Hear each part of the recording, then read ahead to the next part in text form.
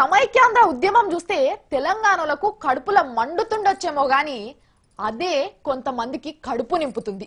ఎవ్వరు పట్టించుకోక ఇండ్ల ముంగటికి పోయి అమ్మా రూపాయి దానం చెయ్యమ్మా అని అడిగినా ఎవ్వరు ఇయ్యకపోతుండే. అటువంటిది సమైక్యాంధ్ర ఉద్యమం చేయంగా 15-20 రోజుల నుంచి నిమ్మలంగా బతుకుతున్నారంట. అదేందో చూద్దాం. సమైక్యాంధ్రల నిరసనకారులు గమ్మత్ చేస్తున్నారు. వెనకటెప్పుడో మూలగబడ్డ ముచ్చట్లను కూడా రోడ్ల మీదకి తెస్తున్నారు. కొట్లాట ఎక్కువ రోజులు నడవాలంటే రోజు కొత్త కథనే చెప్తానే జనం వింటారు. రోడ్ల మీదకి వస్తారు కాబట్టి వచ్చిన పబ్లిక్ కు వినోదం పంచుతున్నారు. ఒకరిని మించి ఇంకొకరు చేస్తున్నారు. ఇక ఒకటొకటి చూద్దాం. ఇగో ఈడ ముద్దుగా ముస్తాబాయి వచ్చిన ముత్తైదులను చూడుండ్రి. చేతుల తాంబాలం అలా సీరే సారే పువ్వులు తీసుకొని రోడ్ల మీదకి వచ్చారు. సమైక్యాంధ్ర అననోళ్ళకు పంపుతారట. అననోళ్లతోని అసలే లాభం లేదంటే మీదికెళ్ళి సీరే సారేలు పంపితే వాళ్ళకే లాభమాయే. ఇక సుదర్శన్ పట్నాయకును మించిన సైతక శిల్పి విశాఖపట్నంలో ఉన్నాడు. సోనియా గాంధీ తెలుగు తల్లి బొమ్మలు దించి గమ్మత్ చేసిండు. ఇంట్లుండవలసిన కుక్కలకు బట్టలు తొడిగించి బజార్లకు తెచ్చిండ్రు.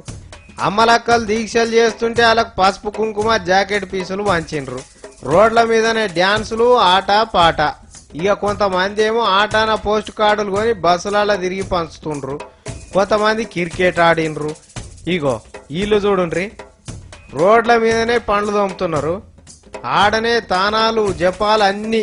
ఇగో ఈ ఎమ్మెల్యే సార్ చూడు నీళ్ళకి దిగేట్లే ఉన్నాడు. ఇగో ఇది కూడా ఒక దీక్ష.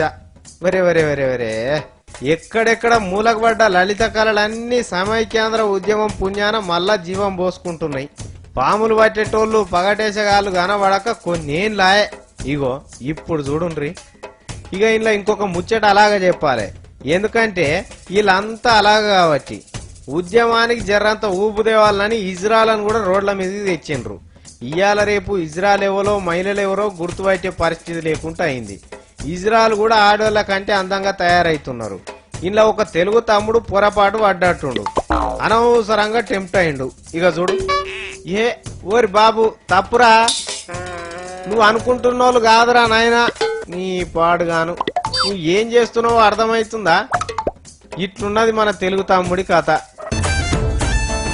ఇంకా ఇవే కాదు మస్తు మస్తు మజాలున్నాయి. పాపం ఈ మూడో రకం మనసులను ఇదివరకు ఎవ్వరు పట్టించుకోకపోతుండే. ఇవాళ అందరు అన్ని పెర్ఫార్మెన్సులు చేసుకునే అవకాశం కల్పించిన సీమాంధ్ర తల్లికి వందనాలు.